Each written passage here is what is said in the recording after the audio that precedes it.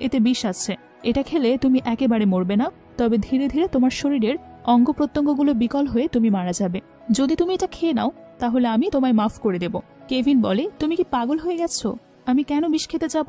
তখনই সেখানে লিয়াম চলে আসে, আর সেটা সে খেয়ে নিয়ে বলে, আমি তোমার দেওয়া সব বিষ খেয়ে নিলাম, কিন্তু ভুলেও তুমি ওকে ক্ষমা করবে না।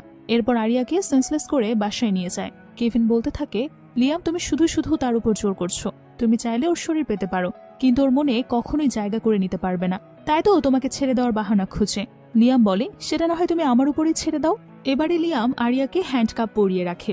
আরিয়া বলতে থাকে, আমাকে বিশ্বাস করো, আমি আসলে মেইস্ট্রু ইওয়ানের দেখা করতে গিয়েছিলাম, সেখানেই কেভিন চলে আসে, আর তখন আমি তাকে কথাগুলো বলেছিলাম। লিয়াম বলে, আমি তো সেই বিষটা খেয়ে নিয়েছি। আরিয়া বলে, সেটাই কখনোই বিষ ছিল না। আমি তখন কেভিনকে এজন্য বলেছি কারণ আমি জানতাম সে কখনোই সেটা খাবে না। লিয়াম বলে, তুমি ওকে এতটা ভালোবাসো যে ওকে এত ভালো করে